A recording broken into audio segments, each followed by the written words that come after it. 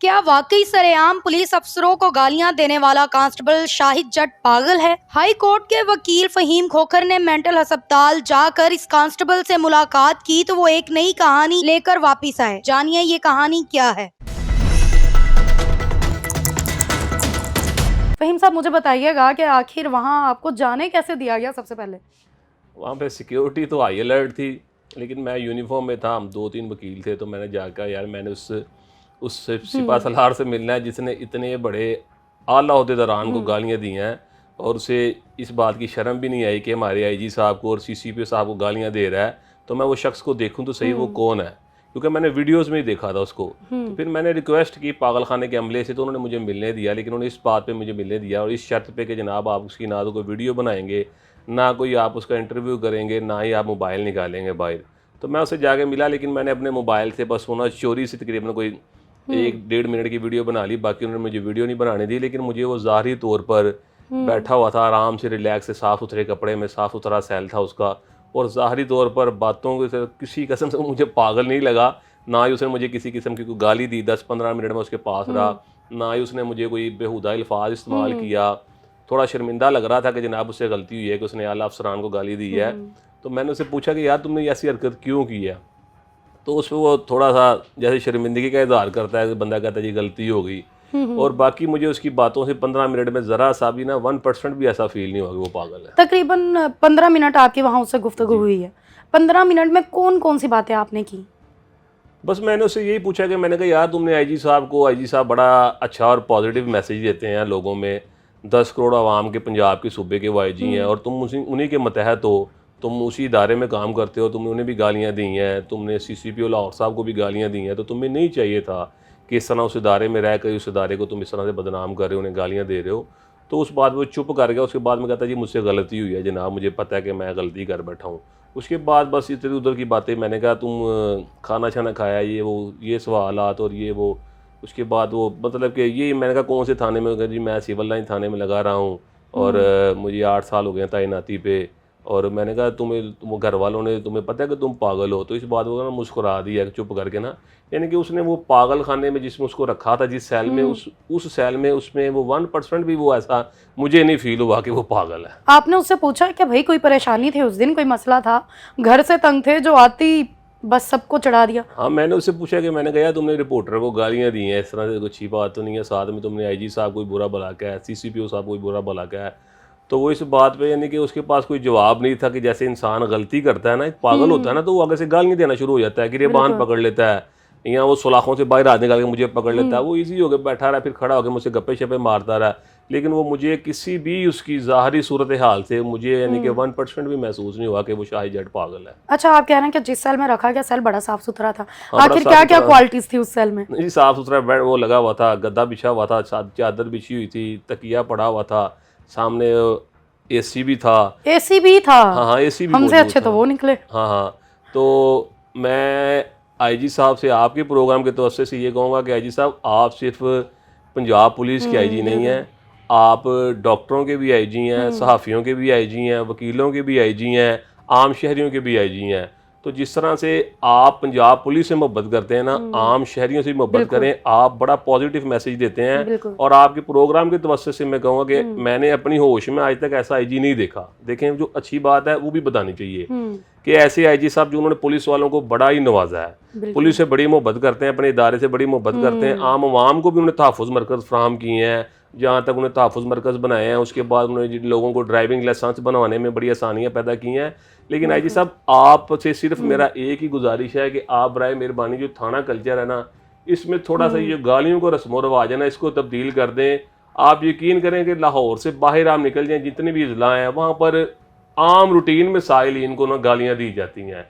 तो जिस दिन आप इसको कंट्रोल कर लेंगे ना, तो यकीन जाने आपका नाम डॉक्टर उस्मान अनवर सुनहरे हरूफ में लिखा जाएगा। आप बहुत अच्छे इंसान हैं, यकीन जाने आप अच्छा काम करते हैं, उसको आपको अप्रिशिएट करना चाहिए।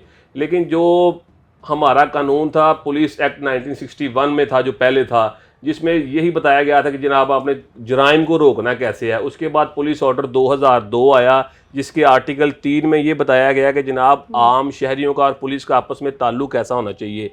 पुलिस को आम शहरियों से मोहब्बत से पेश आना चाहिए। अगर कोई थाने जाता है तो उसको पानी पिलाएं, कुर्सी बैठने के लिए दें। कोई अगर कोई जहनी मरीज़ आ जाता है अगर आपके पास, या कोई माजूर आ जाता है तो आप उसकी बात सुने। तो आपको पुलिस ऑर्डर 2002 के मुताबिक, उसके आर्टिकल 3 के मुताबिक अमल दरामद करवाना चाहिए पंजाब पुलिस को। तो यकीन जाने आपका नाम सुनहरी रूफ में लिखा जाएगा। दूसरी बात यह है कि इस पर अगर आप फ़ौरन से पहले प्रेस कॉन्फ्रेंस करने की बजाय अगर आप एक ओपन मेडिकल बोर्ड बना देते जो इसको चेक करता और वो बताता है कि जनाब ये सच में पागल है या सिर्फ इसने एक फिल्म चलाई है। क्योंकि इससे पहले एक हादसा हमारे एक वकील भाई ने किया था, उनका नाम था माजिद बघेला। उन्होंने हाई कोर्ट की सराउंडिंग अंदर उसने ना शीशे तोड़े थे हाई कोर्ट के। तो शीशे तोड़ने पर उन्हें जनाब 780 लागू हुई थी उन पर, और तकरीबन 2 माह वो जेल में भी रहे थे, थाना नारगली में भी बंद रहे थे। और उनके घर वाले कहते भी रहे थे कि यार इस बंदे का थोड़ा सा ना दिमाग का इलाज चल रहा है तो इसको आप चेक करें। लेकिन उसको पागल खाने में नहीं बंद किया गया था, उसको जेल में भेजा गया था। तो अगर ये आपका इदारे का एक कांस्टेबल था, इसकी जिम्मेदारी होती है कि जनाब जितने आला अफसरान हैं उनकी ड्यूटी पर, उनकी हिफाजत पर तैनात होते हैं, जितने आपके पाकिस्तान से बाहर से वफूद आते हैं, इंटरनेशनल टीमें आती हैं, ये उनकी हिफाजत करने के लिए यही कांस्टेबल हजरात खड़े होते हैं। तो अगर ये खुदा ना ख्वास्ता पागल वहाँ भी कोई ऐसी हरकत कर देता जो हमारे मुल्क की बदनामी का जरिया बनती या हमारे इस इदारे की बदनामी का जरिया बनी, तो वो ज़्यादा नुकसानदेह था। तो इसलिए बराए मेहरबानी अगर आप इस चीज़ का ख़ास ख्याल रखें कि उस इदारे में जो ऐसे लोग हैं तो आप उनको पहले ही उनका मेडिकल करवाएं। और अगर आपको ये पता था कि अगर ये मेंटल है तो ये अगर मेंटल था तो ये अपनी तनख्वाह टाइम पर लेता था, थाने उसी में आता था जिसमें इसकी ड्यूटी थी, किसी और थाने में नहीं जाता था कि अगर सिविल लाइन थाना है तो पास नारगली है वहाँ चला ये ड्यूटी करने, ये उसी थाने में आता था। तो मोटरसाइकिल को अपनी चाबी भी ठीक से लगाता था, गियर भी सही डाला था। तो ये पागल था। तो अगर ये पागल था, इसका इलाज चल रहा था, तो कोई मेडिकल लीव सामने दिखाते कि 15 दिन से ये छुट्टी पर था, या ये कच्चे के इलाके में इस पर जनाब दिमाग पे चोट लगी थी, ऐसी कोई इसने मेडिकल रिपोर्ट नहीं सबमिट करवाई हुई थी। और अगर आपको पता था ये बीमार है दिमागी तौर पे, तो फिर तो ये इस अहल ही नहीं था कि इस इदारे में ये काम करे। तो फिर आपको उसी वक्त इसको फारिग कर देना चाहिए था। अच्छा, इस सब सारे वाकये के बाद आईजी साहब उनसे मिलने भी गए, मिल के आए हैं, गले मिले हैं, और मैंने सुना है कि उनको बाहर भी निकाल लिया गया। जी, उन्हें बाहर निकाला गया। आईजी साहब उससे मिले हैं। ये चलें, आईजी साहब को साहब उसने बदतमीजी की, आईजी साहब ने बड़ापन किया, उसमें जाकर उससे मुलाकात की, उसको बताया कि यार तूने मुझे गालियां दी हैं लेकिन मैंने तुझे माफ़ कर दिया। ये तो एक पॉजिटिव मैसेज है ना। लेकिन अगर उसको बाहर निकाला गया और आईजी साहब के सामने उसने कोई पागलों वाली हरकत नहीं की, कोई ऊंची अल्फाज लफ्ज़ में नहीं बोला, कोई उसने उधर पागल खाने को इकट्ठा नहीं किया, लेकिन आम शहरी अगर कोई सहाफ़ी ने सवाल किया तो उस पर उसने जनाब आईजी साहब को भी गालियां देना शुरू कर दी, CCPO लाहौर साहब को भी गालियां देना शुरू कर दी। तो ये तो एक वाज़ह तौर पर नज़र आ रहा है कि जब कोई बड़ा बंदा आता है ना तो उन्हें सामने होश आ जाती है, ठीक हो जाता है। तो जब कोई बंदा उसके सामने नजर आता है ये कमज़ोर है, इसको मैं दबा सकता हूँ, तो उसको वो गालियां देना शुरू कर। अच्छा, ये सारी बात होगी शाहिद जट की। अगर देखा जाए उस वक्त एक सहाफ़ी ने उन्हें रोका, उनसे बात करने की कोशिश की कि भाई आपका हेलमेट कहाँ है, आपकी नंबर प्लेट नहीं लगी।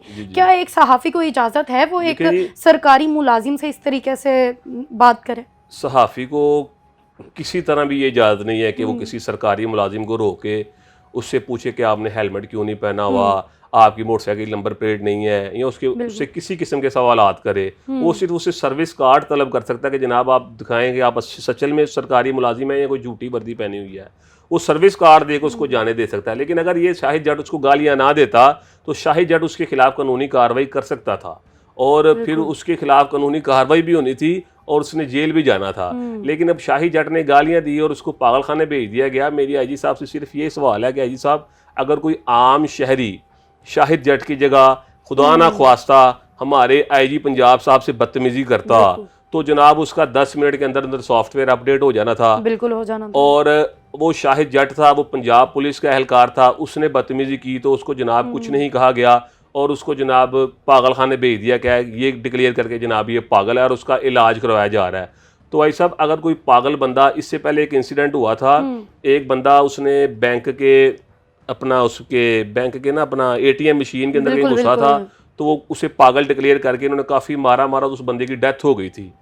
तो उसकी डेथ होने के बाद जनाब इन्होंने कहा जनाब वो पागल था, जनाब वो तो पागल था, और उसको काफ़ी उसकी उंगलियां भी मेडिकल रिपोर्ट में टूटी हुई आई। अच्छा, अगर सारी चीज़ों को इग्नोर करके देखा जाए, अगर उसे पागल ना डिक्लेयर किया गया होता तो उस कांस्टेबल के ऊपर कौन कौन से मुकदमात हो सकते थे? जी, उसके ऊपर महकमाना कार्रवाई होनी थी सबसे पहले, उसके ऊपर मेडिकल बैठना था, उसके बाद उसको ये चेक करना था कि उसका मेडिकल करवाना था कि जनाब इसने उस वक्त कोई नशा तो नहीं किया हुआ था, उसके बाद उस पर उसने एक रिपोर्टर का मेडिकल करवाना था कि उसकी कोई हड्डी तो नहीं टूटी, उसके मुताबिक उस पर सज़ा लागू होनी थी। और उसके बाद अगर तो उसने उसको जान से मारने की धमकियां भी देता रहा कि मैं तेन मार देंगा, अपना हट जा, ये कर देंगे फलाना, तो उस पर 506 भी लागू होनी थी जो नॉन बेलेबल ऑफेंस है जिसकी सज़ा 2 साल है।